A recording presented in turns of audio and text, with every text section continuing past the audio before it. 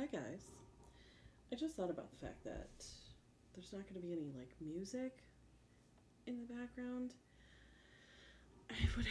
I really need to like look into that for like music I can play while streaming that kind of goes with the whole D&D vibe. But anyway, thought I'd try something a little different. So for many years I have tried to find people to play D&D with.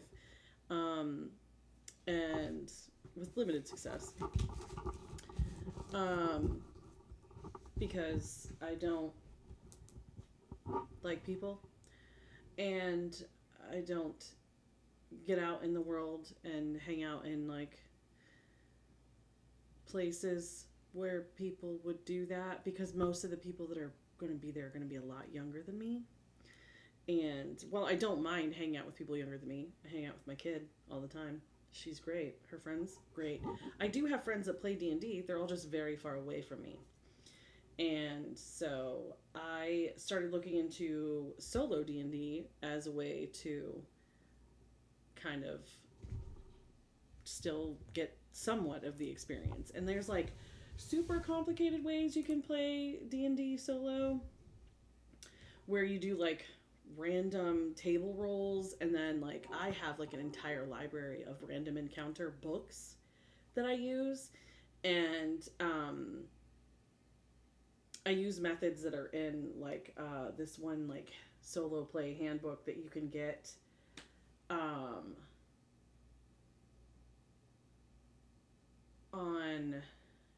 what the hell's it called? dndrivethrough.com or something like that. Anyway, but there's a really great handbook on there, and that's like really more complex, and like I need like a whole table spread out with all my books and my dice and my stuff everywhere. But there's also companies like Obvious Mimic that put out solo adventures, and I have purchased them through the years. Usually I back them on Kickstarter when they first come out. And the most recent two that they've put out, which one of them is a compendium of several adventures, it's called SideQuest Volume 1. I'm about halfway through that book right now.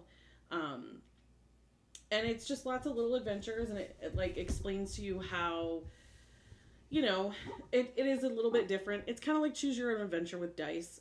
But I mean, it scratches the itch, kind of, for me. So yeah, I'm going to play through one of those adventures. Hopefully I'll get through the whole thing tonight. Sometimes they take longer than I realize. But this one is called The Bellow of the Earth Eater. And the little description. You've been helping Theo, an enthusiastic geologist and inventor, gather more samples for his work. However, the uneventful day of cleaning and cataloging rocks turns somber when Theo's new invention picks up an alarming message. Someone is trapped in the mines.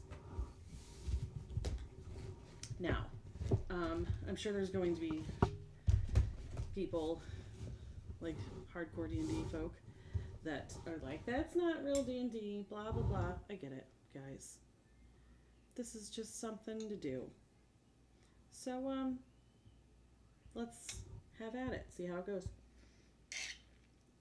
Sorry, I'm done slurping my drink now. I promise. Maybe. It's been an uneventful morning thus far at camp. Picking up rocks to clean, cataloging them, and packing everything in different crates labeled for shipment to different addresses. Most of them to a wizarding academy. As you pack the last rock samples and look around for something else to do, you hear the voice of your employer coming from a strange metal box placed on a table near your chair. The machine is covered with antennae and glowing buttons, yet you have no idea how it works. You've been hearing his ramblings loud and clear thanks to this metal box, yet the dwarf has been away for a while, down in the mines. Suddenly, the machine announces, "Ah, I'm almost there, almost there." Then, with a buzz, it turns itself off completely. You watch as your employer, Theo, returns from the mine shaft, covered in dirt. He is a blond dwarf wearing explorer's clothes and geared up with a small bag of mining equipment. He slaps his arms to remove the worst of the dirt, walks toward his tent, and carefully removes what seems to be a couple of round balls from his bag, placing them like a baby in a cradle inside a container near his tent. Then he walks back towards you with puffed up cheeks as a grin spreads across his face. Take a look at this, he says, and reveals a colorful gemstone inside his bag. I've been studying these gemstones for a while. The size, weight, and unique iridescence, everything is just a bit off compared to an ordinary gemstone. Isn't it fascinating? He turns the gemstone in his hands while admiring it for a moment. Then he looks at you with a warm smile. Oh, thanks again for agreeing to help me, by the way. You can't imagine how hard it is to find a good assistant these days, and you're doing a solid job. So, I can ask him about his invention, or what the round balls are for. So, let's go ask about invention. So it tells me to turn to section 28.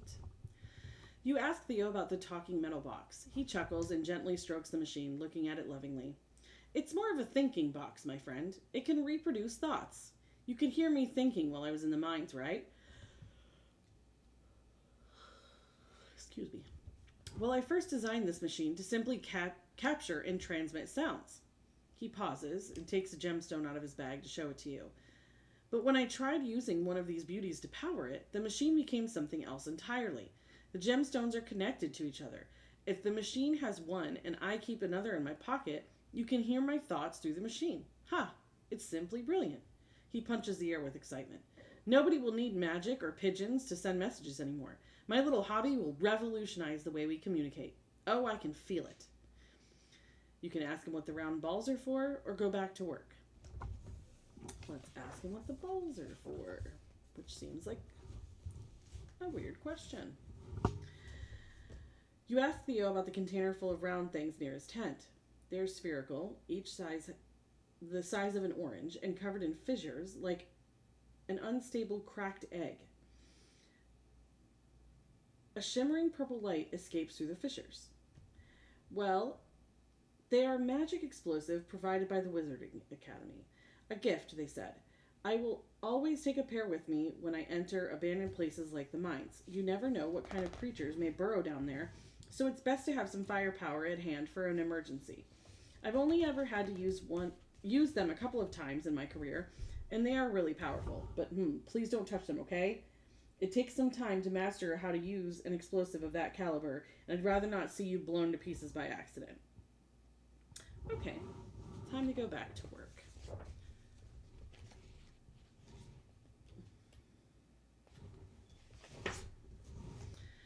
I'll be back in a minute, friend, Theo says as he leaves his bag near your chair, and heads into his tent. Take a look at the rest of the samples I've brought up if you want. The tent in which you're working is a spacious and tall pole. I can talk good. The tent in which you're working is spacious and has a tall pole that can be spotted from afar on the road.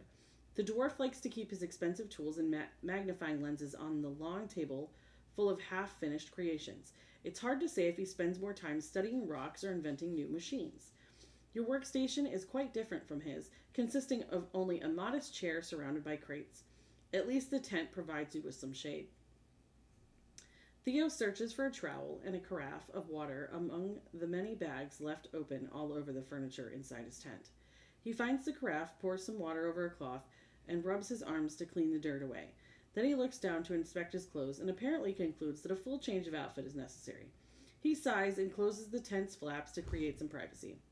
As Theo takes more than a minute to clean himself up, you turn your attention to the contents of the bag he left near you. There are beautifully multicolored gemstones of all sizes inside. Roll an intelligence check. If you get an 8 or higher, go to 16. Less than 8, go to 58.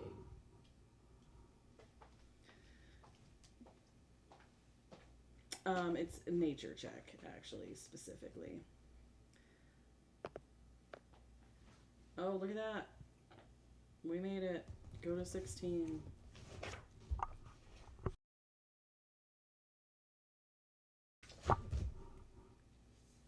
What, did you come in here just to give me that? Or no, it was to ask you. Oh, do you want this one? I'll go have the other one. No, it's fine. Okay. You Sorry. Just here to bring me Interrupted. Out the thing that you're consuming. Interrupted by kid. All right.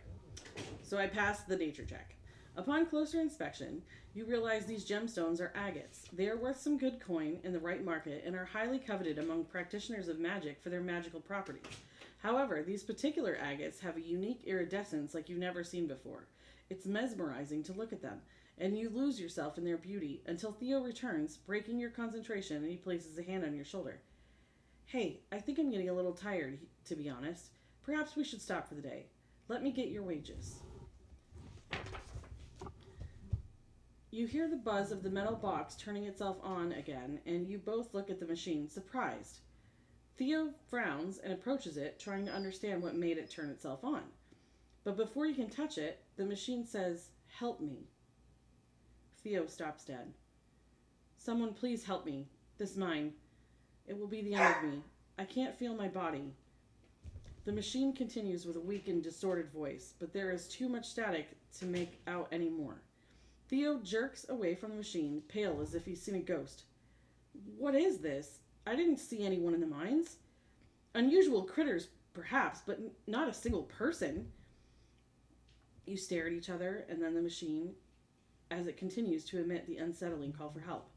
Theo grows agitated, and before you can say anything, he reaches for the machine and turns it off by removing the large agate from its rear component.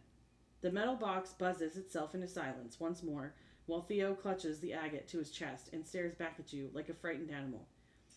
"Maybe it's nothing, right? It's not like we could reply to them. Maybe it's just a prank," he suggests, nervously, glancing around the tent. Suddenly, he starts and slaps a hand over his eyes. "Ugh, I just remembered that I forgot some equipment down there. Listen, perhaps you could retrieve it for me, and we could call it a day?" He pauses and takes a deep breath, trying to calm himself down, adding, "I'll get your payment ready for when you return." So now I can ask Theo what I can expect to find in the mines, ask him to join me in the search, or just prepare to enter the mines myself.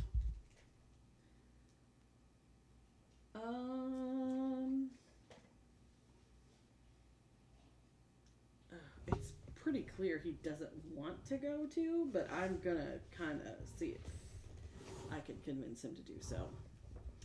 You ask Theo to join you in searching for his equipment. It would be a lot easier to find it if the dwarf could help you track where he left it.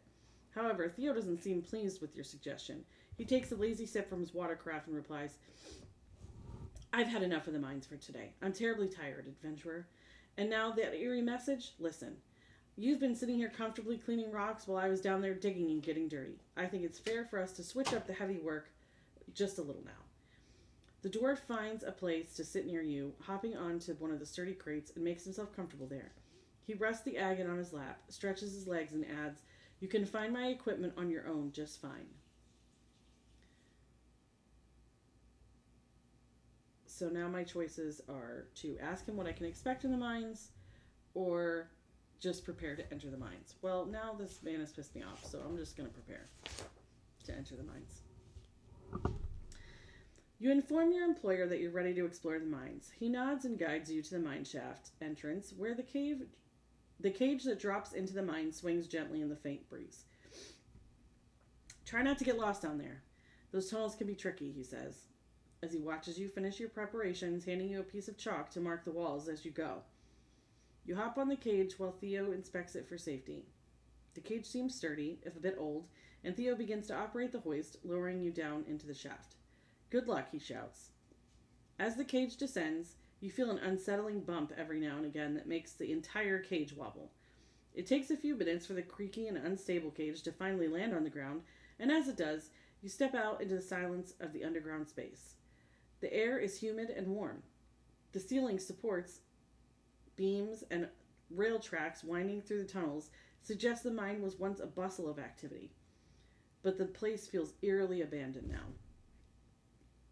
There are several agates protruding from the ceiling, offering a shred of light with an unexpected gentle glow. They pulsate softly with a rhythm of a weak heartbeat, attracting what seems to be small creatures that are half fungi, half gemstone. They appear from the darkness of the tunnels and crawl the walls and beams to reach the agates in the ceiling. They seem oddly drawn to them, like moths hypnotized by a flame. Unfortunately, there is no sign of Theo's equipment here, so you move forward into the tunnels to continue the search. The tunnels have short, sinuous paths with many bifurcations. You note a few holes in the walls, seemingly made by small furry animals that burrow into them at the apparent danger of your approach. As you walk deeper into the tunnels, you find more mineralized fungi climbing the walls and moving in orderly lines like ants searching for food. They seem to be unaware of all the other small animals, dodging their nests, entrances, and heading straight for the agates in the ceiling. However, as you pass them, they halt and turn their little bodies to face you. You hear the ch-ch-ch of their strange sounds and clattering of their fast legs following you. It appears you look more nutritious than the gemstones in the ceiling, and they seem to be gathering in ever greater numbers. It would be prudent to either outrun them or throw them off your trail. Okay, roll a Constitution saving throw. Boop. Oh, I failed. Am I about to get eaten? 47. You move as fast as you can, turning left and right in the labyrinth of tunnels to throw them off your trail. They are relentless, but eventually you manage to outrun them. Your legs hurt, and you feel breathless from all the unexpected exercise. Gain 1 level of exhaustion. Damn.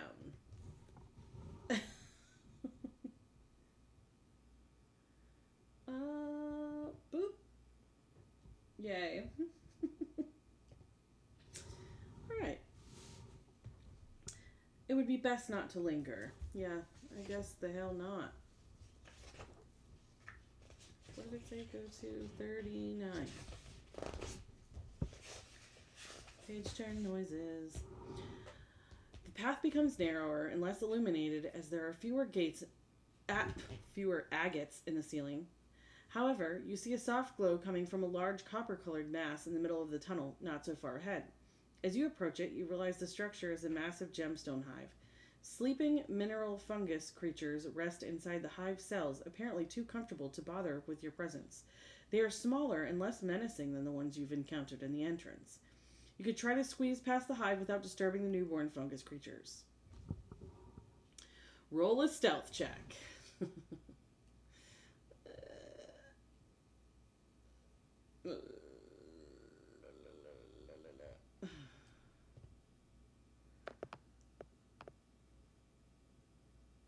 Okay, sweet. We passed it. Whew. Alright.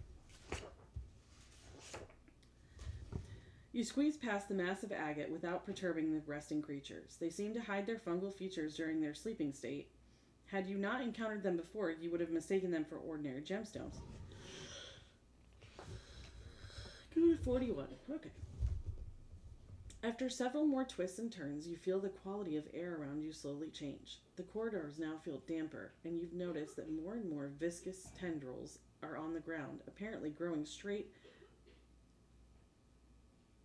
out of the corridor walls. By now, there are so many sprawling across the rocks and passage floor that they leave you almost no space to step. There are just as many of the mineralized fungi creatures around, grazing on the large agates in the ceiling, so they don't seem to mind the humidity. Roll an acrobatics check to try to avoid the tendrils covering the ground.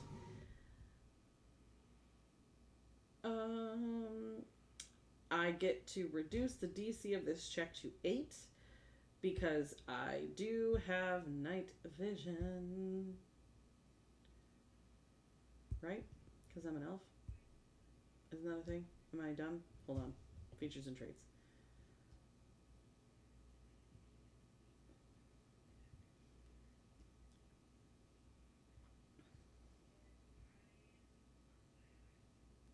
Yeah, I have dark vision. Okay, sweet. So, DC is 8 for this check. Which is good, because my acrobatics is only +1. Oh my god. Failed it by 1. I'm gonna die.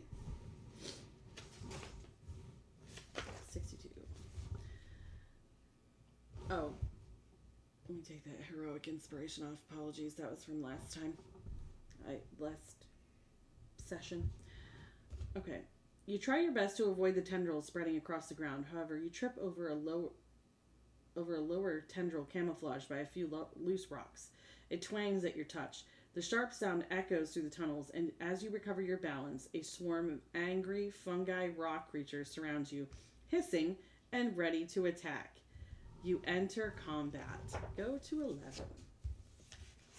Okay, this is where stuff gets fun.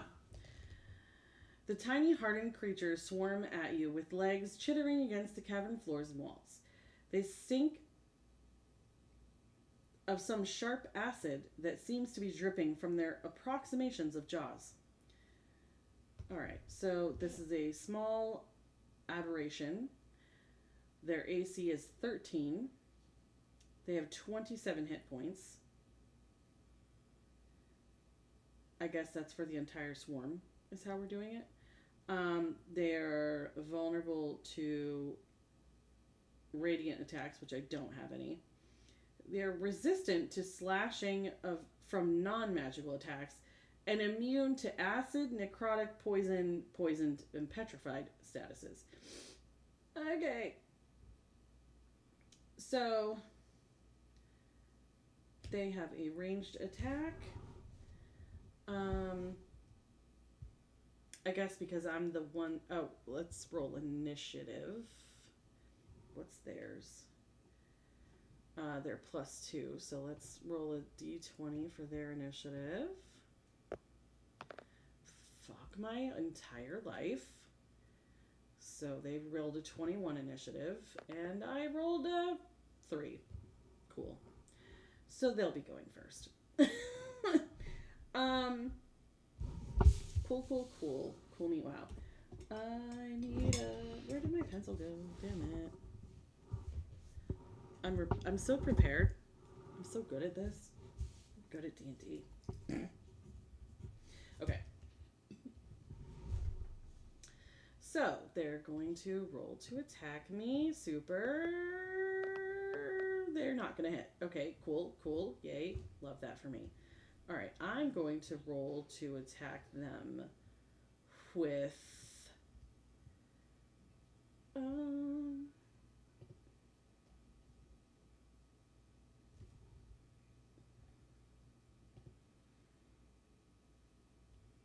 Firebolt? Should I do Firebolt first? That's not one of the things they're immune to. That's the reason I jumped to it, and it's a cantrip, so I'm not using up my spells. But also, I could do Ice Knife. Let's do Ice Knife. 14. Ooh, yay. Okay, hits. Cool. Roll for damage.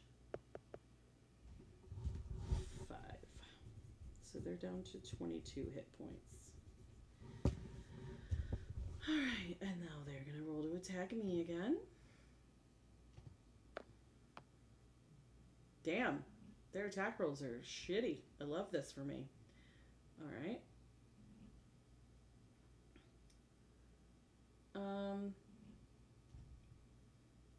Let's do Firebolt. Oh wait, I used Ice Knife, so let me mark my spell used. Alright, I'm gonna hit with that. Fucking 1. Okay, down to 21. Yay. Now they're rolling to attack. What do they have? A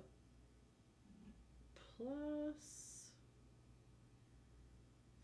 to hit. That's... Oh, they got me that time. Okay. So... It's 1d6 + 1 acid damage for me. So that would be 5 damage for me. Okay, the dice is in my way.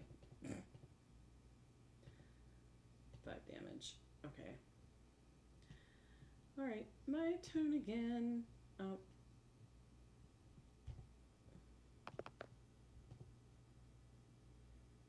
12 to hit. What is their AC? 13. Ooh, I missed. Son of a... Alright. That's not gonna do it. My turn again. I'm definitely gonna hit with a 7. It's 21 high. 6 damage. So now they are down to 15.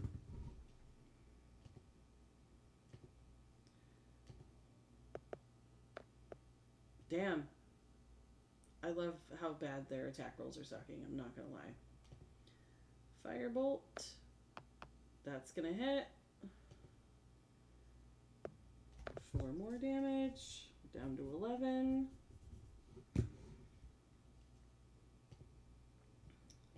Bear roll. That will definitely hit. Alright. 1d6 plus 1 for damage. 5 damage for me again.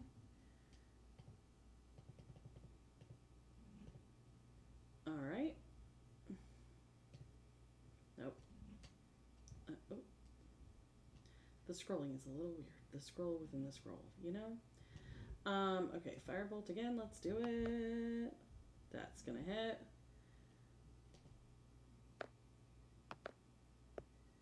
Hell yeah. 8 points of damage. They're down to 3 hit points. Let's do this.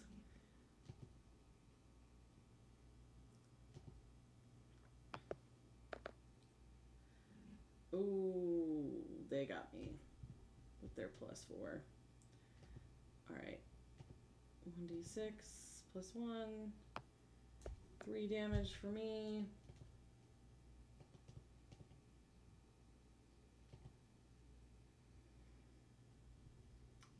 And 1 more firebolt. Let's hope we do it. Yep, that's gonna hit. 9 damage. Yep, we got him.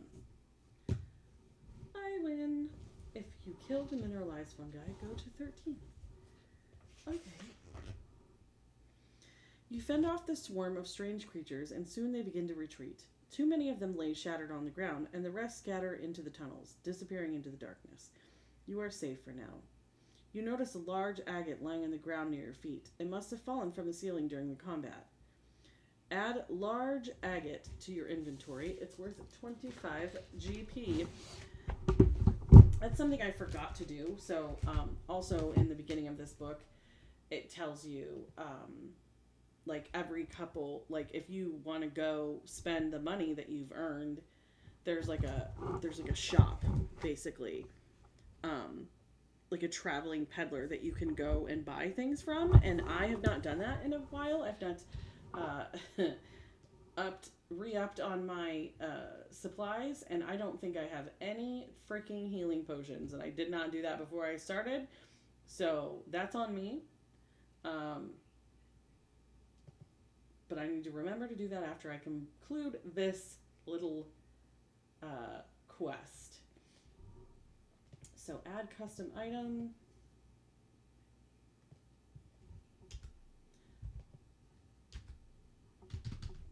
Oh, keyboard not on. Large agate. And it is worth 25 GP.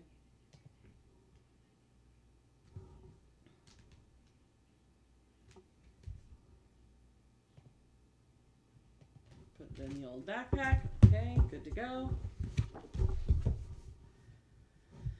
And like as you collect magical items too, the cool thing about this company is like, so like I have this Athelos chime, Oculus paranoia ring, the siren shield. These are all things that I have collected in these adventures.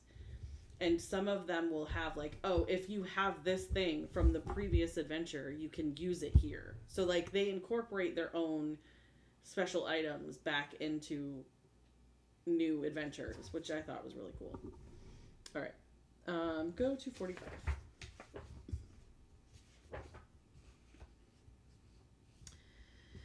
Soon, the humidity of the corridors and the tentacles reduce, leaving you in more normal rocky tunnels again.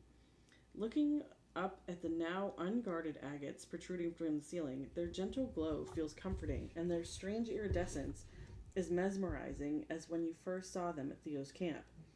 You notice a particularly large one that has something preserved inside of it. Upon closer look, you realize there's an entire journal, open and perfectly preserved inside this gemstone.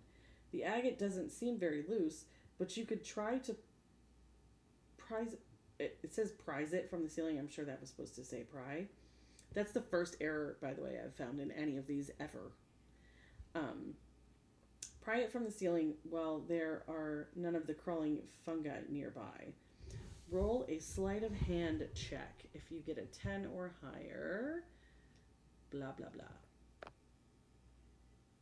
Hell yeah! We did it. Go to number 1.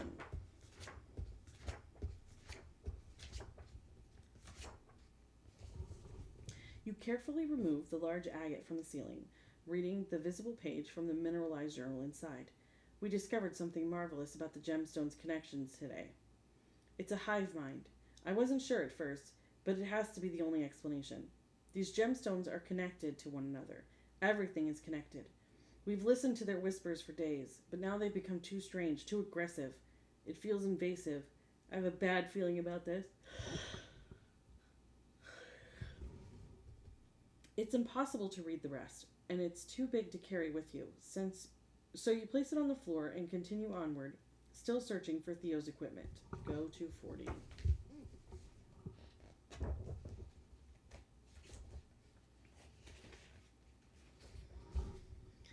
You come to the end of the mine railway, and looking ahead, the tunnel seems to have been a bit more recently excavated. There are no more beams supporting the ceiling, and the path ahead becomes narrower. As you forge forward, you thread through what seems to be dried tendrils. They are thinner and paler than the ones you've encountered before, almost like shed skin, and they hang between the walls like shreds of draped curtain. As you walk forward, your arm bumps into something solid, and you hear a groan. It's a painful groan, and you quickly turn to see what's making the noise. Behind the dried tendrils, you find a very skinny man protruding from the wall like a half-carved sculpture. His body is made of mineralized gemstone. It's beautifully iridescent like all the other agates. His head hangs low, seemingly unconscious, until the tendrils twitch again with your movements, apparently awakening him. At first, he eyes you with tiredness and concern. Then his expression softens. You've heard my thoughts. Is that why you're here? He asks with difficulty, his voice breaking. No, that would be ridiculous. But the fact that you've managed to get here is impressive. He coughs violently. I had lost all hope of someone finding me. Could you please help me exit this place? Please, I beg of you. Take me to the surface. I know the way. I can say that I heard his thoughts from Theo's invention, or I can say that I can just try to help him. Let's just try to help him. You inform the man in the wall that you are indeed here to help him. His body glows softly in response. He says with enthusiasm, Truly? That must be the best thing I've heard in a long time, friend. He laughs. It's weak, but sincere. Suddenly, however, he stops laughing, and his expression becomes more serious. It feels good to hear that indeed. But tell me, how could you know I was trapped down here? The man narrows his eyes, staring at you with suspicion. If you want to keep your real reasons for being down here a secret, roll a charisma or deception check. If you get 15 or higher, blah, blah, blah. If you're happy to tell him how you came to be down here, go to 4. Let's just tell him. Honesty is the best policy, right? You inform the man in the wall that you heard his thoughts through Theo's thinking box. His eyes glimmer for a moment, and then he purses his lips and turns his gaze away from you. Ah, I see. What a fascinating machine that must be, he replies. Softens his expression again. Well, it's a pleasure to meet you, friend. My name is Malik. If you heard my thoughts, then I assume you came down here to help me. That's very kind of you. As you can see, I'm a little stuck. He offers a weak smile, joking about his own situation. Could you give me a hand out of this wall? Roll a insight check. And I have to beat a 12. Wow, that sucks. Welp, go to 51. You assess the situation, trying to find the best way to remove Malik from the wall.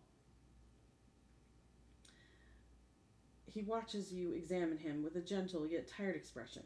His right arm and leg hang from the wall, motionless, like a toy hanging from a shelf, while the rest of his body seems stuck inside the wall itself. The wall seems softer, more viscous than around him, with a mass of small tendrils sprouting from in between his body and the wall. Malik is trapped in a cocoon. You examine it more closely while he observes you in silence. The tendrils are still loosely connected to his limbs, and it's almost as if these strands of flesh were rejected. Did this man shed his human skin? You try to pull the man from the wall as delicately as you can while he grunts with each tug. Finally, you manage to remove him without causing any injuries. What gentle hands you have, he chuckles as he lays on the floor, finally free. I did not expect my savior to be an expert in intramural corporeal extraction. You watch him gently poking at his own body, trying to move his toes and examining his own hands.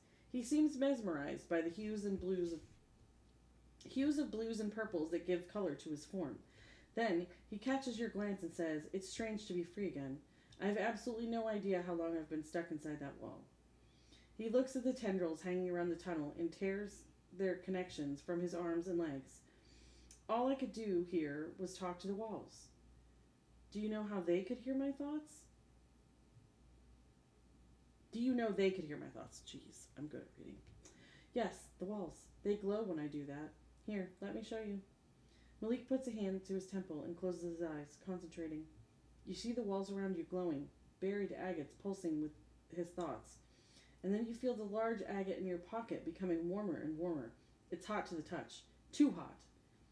You may hold the agate in your pocket to try and hear Malik's thoughts, or try to move it just enough in your pocket not to burn yourself. Yeah, let's try not to burn ourselves. How about that? Because that doesn't sound like a good time. You try to move the burning gemstone in your pocket and position it in a way that it won't burn you. You feel the other agates in the tunnel pulsating rapidly. Angry, violent pulses. It's strange, though.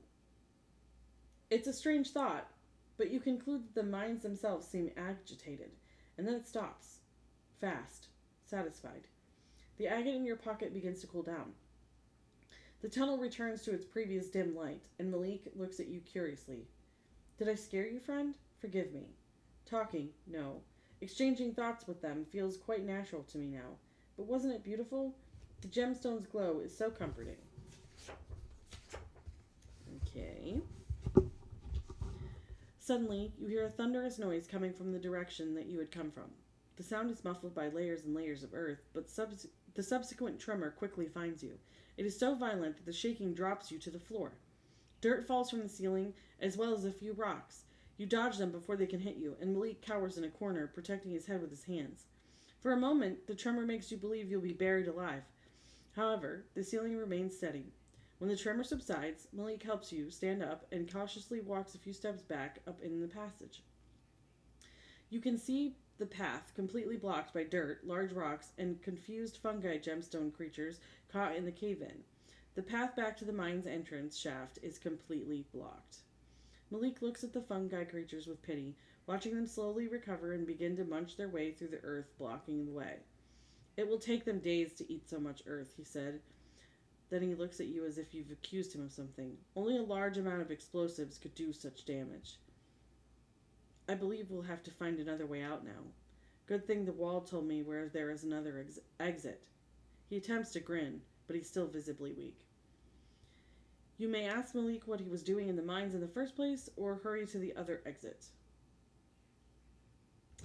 Let's get the heck out of here and deal with questions later. How about that?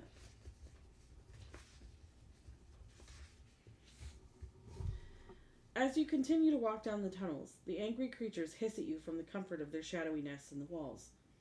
There are more fungi gemstone creatures here as well.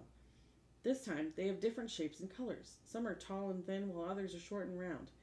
If this is some kind of evolution or different species, you wouldn't know.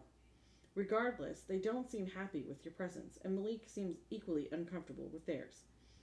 We should try to get around them carefully. They're hostile when they're hungry, and they're always hungry. Malik says as he folds his arms with a concerned expression. Underneath the web of tendrils on the ground, you notice something sticking out, covered in colorful fungi creatures. They nibble at it hungrily. You try to approach the cluster and see what is hidden beneath the tendrils, or just follow Malik as suggested. Yeah, no, he said that they're hostile. I'm not trying to get up in their face. Let's go and get out of here.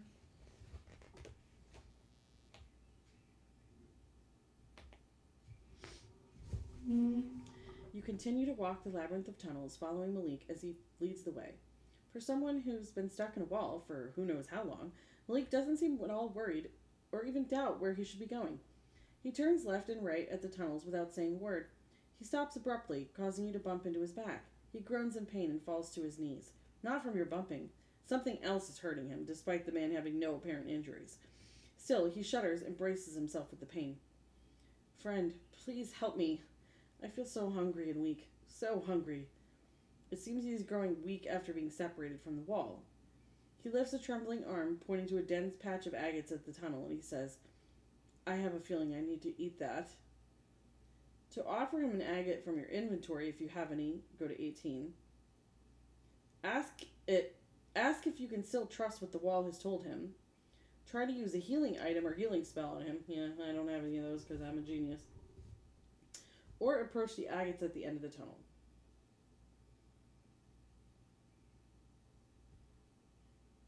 I mean, I guess I'll just give him the one from my inventory.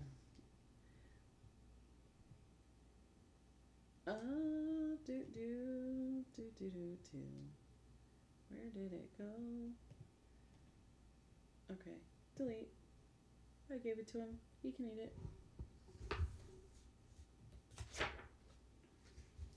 You reach for the agate in your pocket and offer it to him. He eyes it with disdain and his lips contort. No, that's not it. I need more. Much more. I need that. He shouts and points aggressively at the end of the tunnel. Malik seems disturbed by the sudden weakness, shuddering, holding his head in his hands, muttering something unintelligible. Okay, great. Well, I just deleted that for nothing. Jumping the gun. I'm going to make a note. Agate 25 GP. I'll add that back later. There's no apparent difference between your agate and the ones protruding from the ceiling at the end of the tunnel, but you approach them to investigate why he seems so eager to get them. As you walk to the agates and reach for them, you feel the soft tremor of heavy steps approaching. A massive mineralized hive emerges in the dark from the dark end of the tunnel. This one doesn't emanate a soft glow, but is copper-colored, just like the ones you encountered before. Another clear difference that this hive can walk. It has the shape of a golem and stops in front of you, defiant. Luckily, this hive doesn't have any creatures sleeping inside of it. However, something else catches your attention. You notice a strange series of objects sticking out of its crystallized body. It's Theo's equipment. The hive must have absorbed it and dragged it to the tunnels. Malik looks at it, shuddering, bellows, yes, that. Give me its body. You enter combat.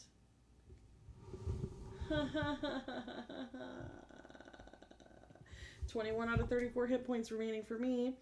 And what am I fighting? A alien hive that has 45 hit points. Super. Immune to acid, fire, necrotic damage, poison, being frightened, poisoned, or petrified. It has resistances to slashing.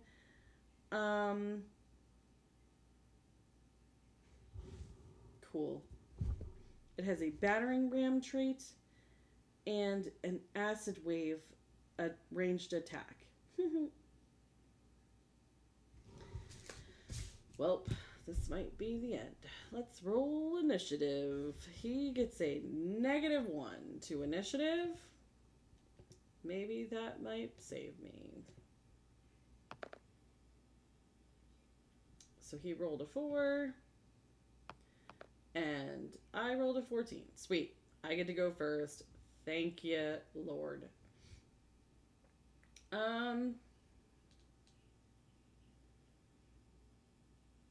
Let's go ham on it.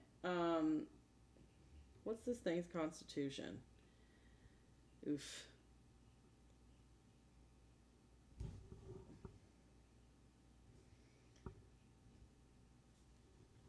Okay.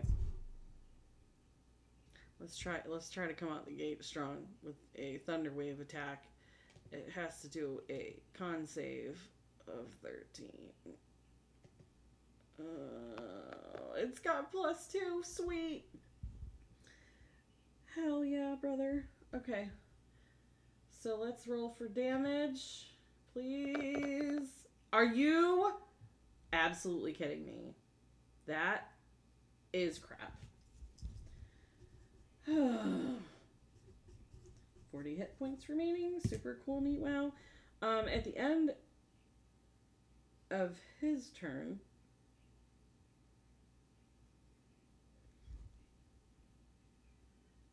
it will rush at me and do damage based on how many feet it's moved forward.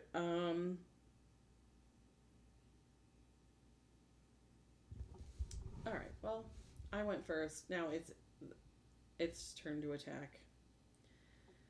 It's got a +1 to hit with this acid ranged attack shit.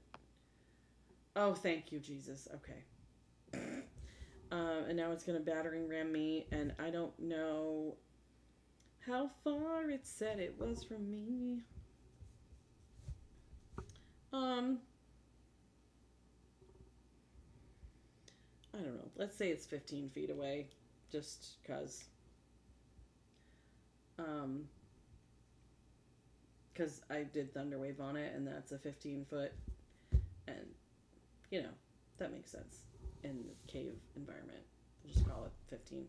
So that means that it is doing 3 bludgeoning damage to me for each 5.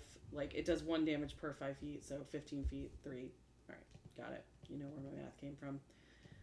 Okay, things are looking a little scary in the hit points department. My turn. Alright, so we did that. Let's,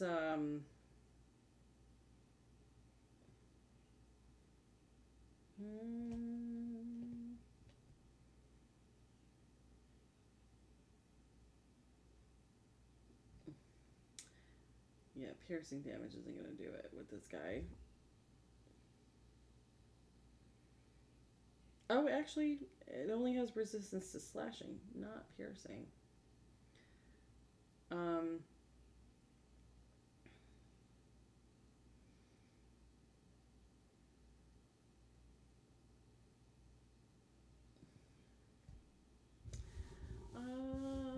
Let's go with Firebolt. Let's not. Let's just not. Let's just not hit. That's totally fine.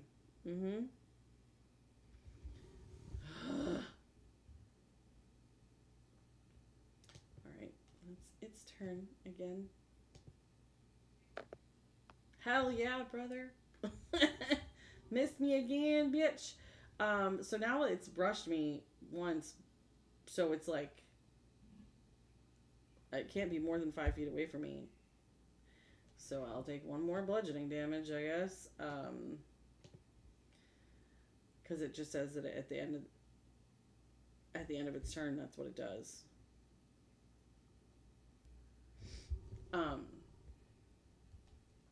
Alright, I guess.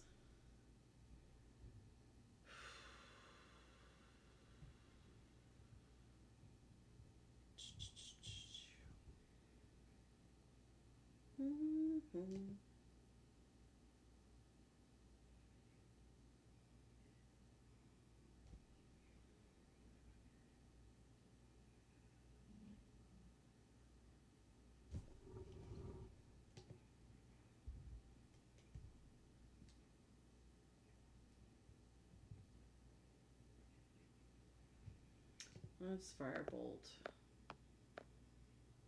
Or not. God damn.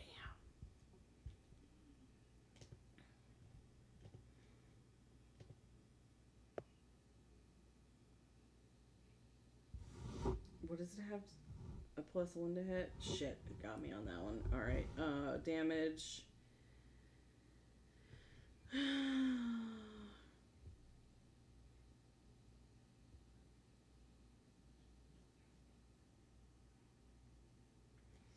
1d6 +1.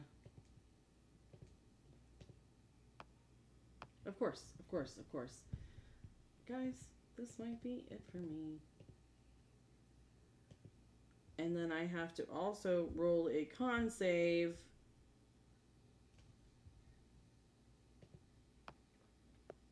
Okay, past that, or else my speed would be reduced to half. Okay. I'm gonna, I guess, I'm gonna try Thunderwave again. Hopefully it fails its con save. I don't even know, like. Oh, hell yeah, brother. Okay, these 3 damn dice better do me some favors. Okay, much better that time. I still don't know that I'm going to make it through this, but we're putting a dent in the thing. Down to 24. Okay. It's going to roll to attack me. Sweet. Misses. That was my second level spell. I'm gonna do it again. It seems to be the best way to go about this. Con save, and the Faka gets it. Okay, it's gonna roll to attack me again.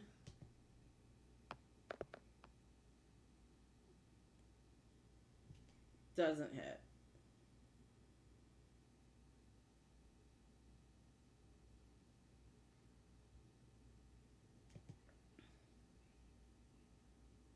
Oh shit. I didn't take... It doesn't say that the battering ram thing, like, if it's fails its attack, if it still gets me, but I'm going to say that it does, and it's 5 feet away, and it just keeps rushing, like, kind of bum rushing back at me. So we'll call it 2 damage from the last round, because I didn't do it, and then this round too. Oh, things are precarious. Alright, I'm going to go for my last spell. And I'm screwed. Okay. Let's roll for him to attack me again. Yep. Oh, no, that's a 3. Okay, sweet. Alright, let's see if he can fail a con save.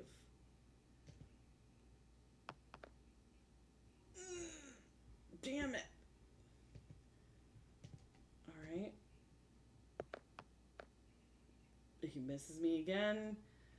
We'll say that he bum rushes me. Come on. I really need this. Things are not looking good for me.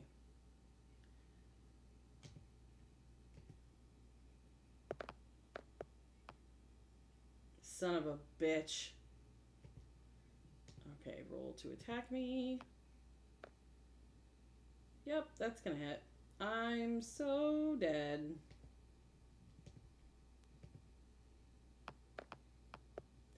Oh, I got so lucky.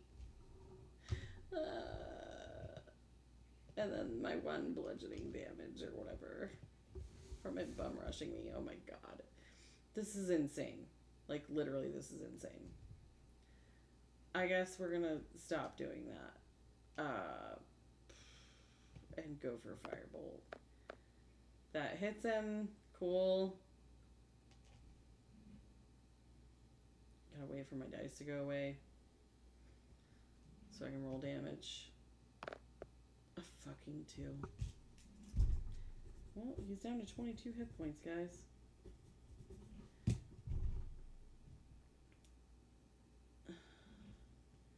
And then he's gonna roll to attack me again. And he's not gonna make it. Cool.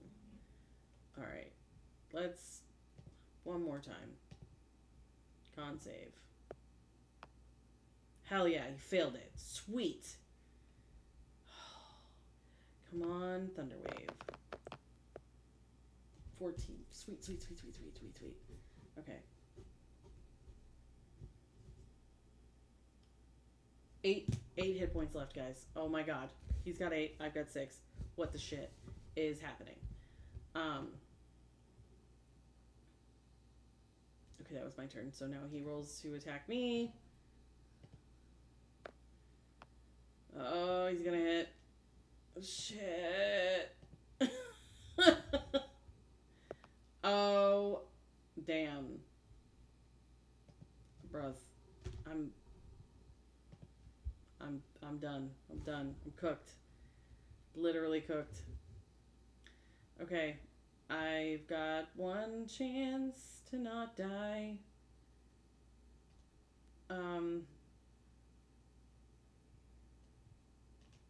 Alright, yeah, I can't. I used all my 2nd level, so I'm gonna do... Oh.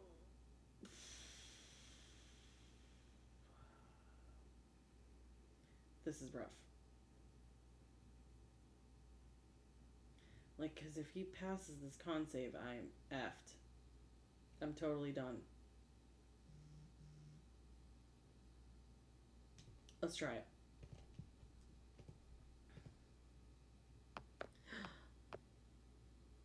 Well, it was nice knowing you. Alright. He's gonna roll to attack me. And he rolls a nat fucking 20. Welp! I'm dead. If you dropped 0 HP, go to 19. Okay.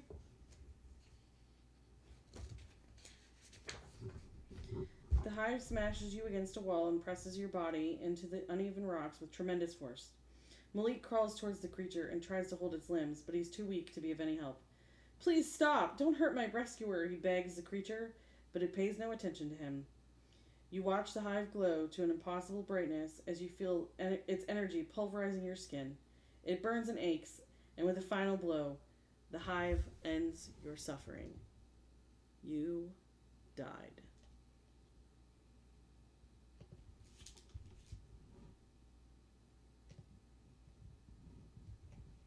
Bam. So, pretty fun, huh? That would be that.